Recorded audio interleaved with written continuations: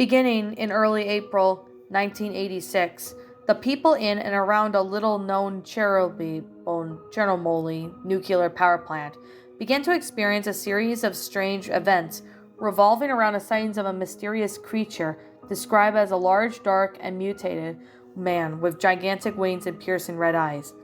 People affected by this phenomenon experienced horrific nightmares, threatening phone calls, and first-hand encounters with the winged beast, which became known as the Blackbird of Chernobyl. The reports of these strange happenings continued to increase until the morning of April 26, 1986, when at 1:23 a.m., Reactor 4 of the Chernobyl nuclear plant suffered a catastrophic steam explosion that resulted in a fire that caused a series of additional explosions, followed by a nuclear meltdown. The power plant, located near Pripyat, Ukraine, Soviet Union, spewed down a pummel of a radioactive fallout, which drifted over the parts of the Western Soviet Union, Western and Eastern Europe, Scandinavia in the UK, Ireland, and North America. The large areas of Ukraine, Belarus, and Russia were badly contaminated, resulting in the evacuation of the resettlement of over 336,000 people of the Chernobyl disaster. As the incident was dubbed, considered the worst accident ever in history of the nuclear power plant.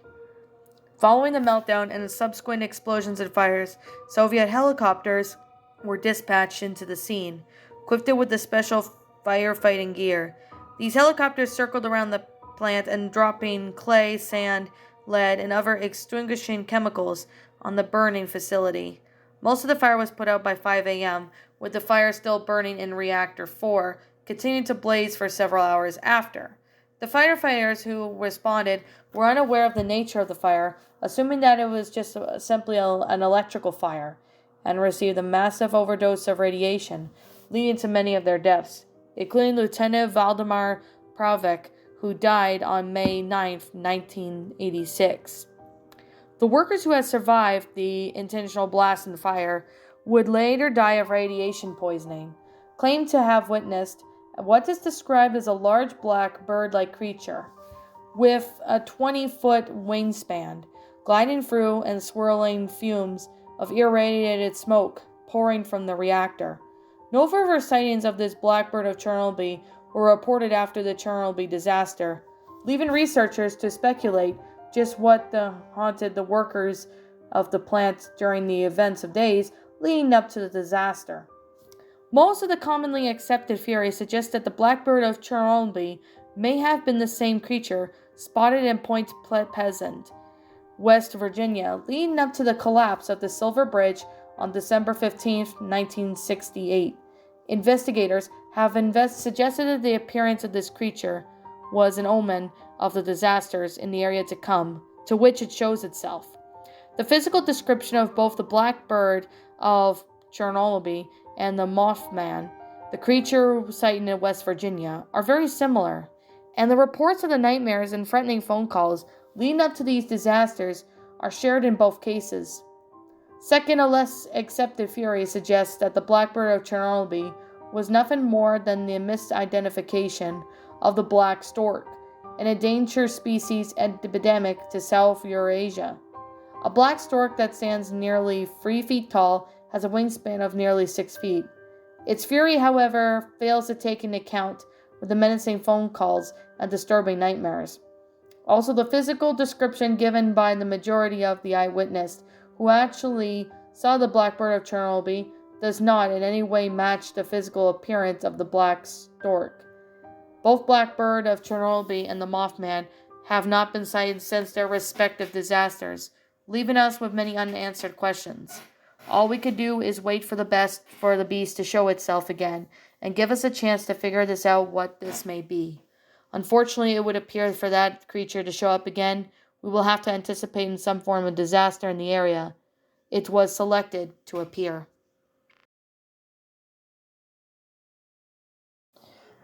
Okay, so that was the Blackbird of Chernobyl, a cryptid creepypasta. What are my final thoughts on this story? Well, this was actually a story that I actually personally liked.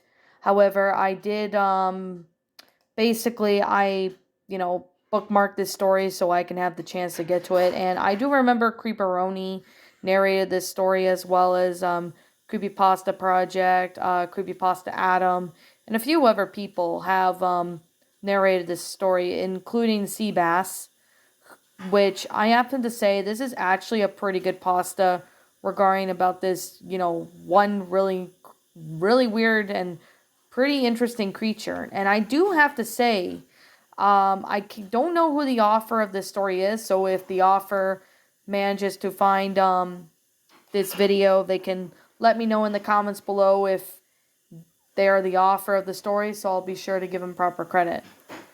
So, with that being said, and with that being the case, it's a pretty good story. It's definitely well made in detail. I really do have to say it's a really great story. It's well made in detail, and I mean, the whole thing about it, having to be like some sort of radiation fire or something going on in that power plant. I mean, it's pretty believable, but there's not really much explanation it's really given, but it does give us a little bit of description of what this cryptid creature is.